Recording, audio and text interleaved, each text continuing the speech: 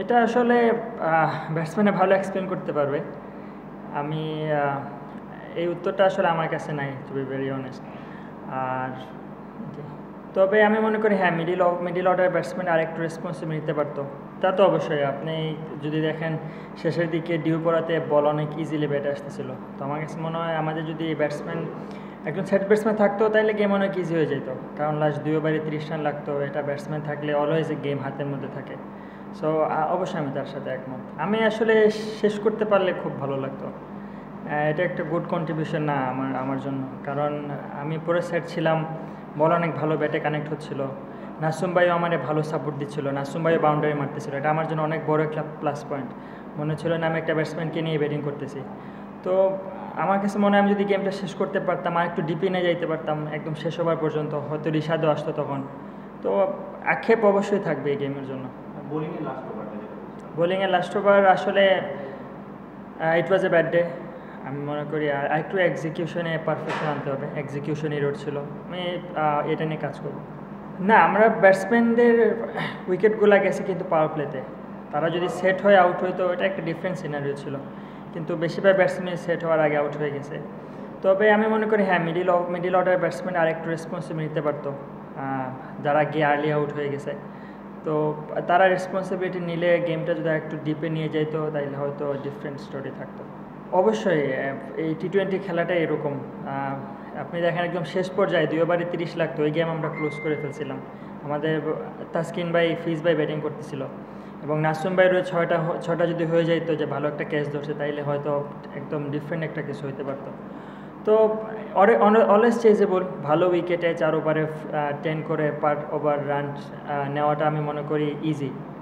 এবং এটাই world cricket অনেক বেশি হয়ে আসতেছে, বিশেষ করে এরকম ভালো উইকেটে যেখানে ডিও আছে, বল অনেক ভালো ব্যাটে আসতেছে। সো এগুলো আসলে রিচেবল।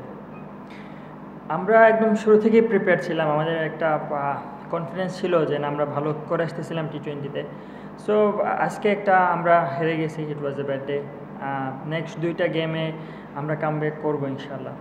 এখানে আর কোনো ব্যাকফুটে যাওয়ার চান্স নাই, কারণ আরেকটা গেম হেরে গেলে আমরা সিরিজ হেরে যাব।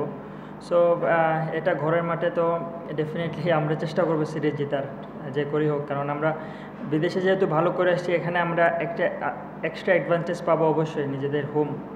সো নেক্সট 2টা গেম আমাদের জিততে হবে। ব্যাটিং সবসময় আসলে সালাউদ্দিন স্যার অনেক বেশি কনফিডেন্স রাখে আমার উপরে। উনি প্র্যাকটিসে অনেক বেশি ব্যাটিং করায়, যেটা আমাকেও কনফিডেন্স দেয়। তো আমি চেষ্টা করি, এবং যারাই টিম ম্যানেজমেন্টে যারাই আছে, একদম প্লেয়ার্স থেকে শুরু কোচেস, সবাই আমাকে বিশ্বাস করেই ব্যাটিংয়ে পাঠায় যে না, তুমি রান করতে পারবা। সো এটা অবশ্যই আমাকে একটা কনফিডেন্স দেয়। আমিও চেষ্টা করি রান করার, হয়তো কোনো দিন হয়, কোনো দিন হয় না, তবে চেষ্টা করতেছি কনসিস্টেন্সি আনার জন্য। আর ব্যাটসম্যানদের যে বিষয়টা বলেন, আমি মনে করি হ্যাঁ, আরেকটু দায়িত্ববোধ নিয়ে আমরা ব্যাটিং করতে পারতাম একদম শুরুতে। তামিম যেরকম একটা স্টার্ট পাইছিল, আসলে খুবই ভালো একটা স্টার্ট। তার ব্যাটে প্রথমে গিয়েই মিডিল হয়ে যাচ্ছিলো ব্যাটে।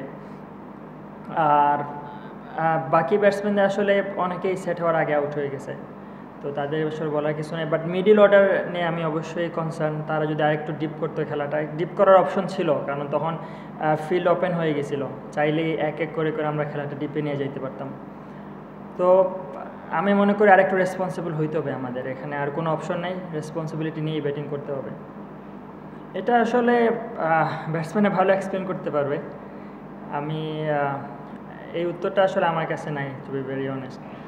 আর আপনি যদি দেখেন, আমরা এখানে যখন বিপিএল খেলতে আসি তখন 180-200 অনেক সময় চেজেবল, বেশিরভাগ গেমই 160+ হয় এখানে। সো 160 ওয়াজ অবশ্যই চেজেবল ছিল, এবং আমি মনে করি ব্যাটসম্যানদের ভিতরে ওই কনফিডেন্সটা ছিল। কিন্তু আমরা মনে করি আমরা আসলে ব্যাকফুটে চলে গেছি পাওয়ার প্লেতে 4টা উইকেট হারানোর পরে।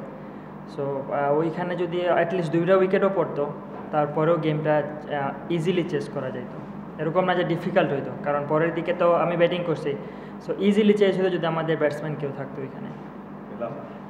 না, কানে আসছে অবশ্যই, কিন্তু ওই যে বলেন, আমি আসলে প্রেশার মুভমেন্টে, তো ওই সময় প্ল্যানিং করতেছিলাম যে নেক্সট বল কী করতে পারে, ওইটা বেশি অ্যান্টিসিপেশন করার চেষ্টা করতেছিলাম তখন, এবং স্কোরবোর্ডও দেখতেছিলাম যে কীরকম ইকুয়েশন লাগে।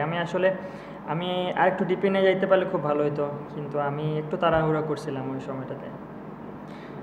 আমরা আসলে খুবই সিম্পল প্ল্যান রাখার চেষ্টা করি এবং এটা নিয়ে আমাদের কথা হয়েছে যে আমরা যেখানেই যাই আমরা আমাদের প্ল্যান এক্সিকিউট করার চেষ্টা করি, এক্সট্রাঅর্ডিনারি কিছু করার চেষ্টা করি না, ম্যাজিক বল করার চেষ্টা করি না। তো এটাই আমাদের বোলিংয়ের প্ল্যান থাকে, যে কারণে হয়তো আমরা কন্টিনিউয়াসলি ভালো করে আসতেছি, আমাদের বলার ডিপার্টমেন্ট ভালো করতেছে। আর ফিজ ভাই তো অবশ্যই ইদানিং অনেক বেশি ভালো বোলিং করতেছে, ওনাকে মারা এতটা ইজি হচ্ছে না। আর নাসুম ভাই ডেফিনেটলি ভালো বোলিং করছে, রিশাদ আমি বলো ভালো বোলিং করছে, যদিও একটু এক্সপেন্সিভ হয়ে গেছিলো, বাট ও ব্রেক তো এনে দিয়েছে আমাদেরকে। সো তাসকিন ভাইও ভালো বল করছে, ব্যাক টু ব্যাক উইকেট দিছে, যেটা অপোনেন্ট টিমের জন্য অলওয়েজ একটা প্রেশার টি20-তে। সো বলাররা ভালো করতেছে এবং আমি মনে করি এটার পিছনে মেইন রিজনটা হলো গিয়ে অনলি প্ল্যান এক্সিকিউট করা, এক্সট্রা কিছু চিন্তা আমরা করতেছি না। Thank you.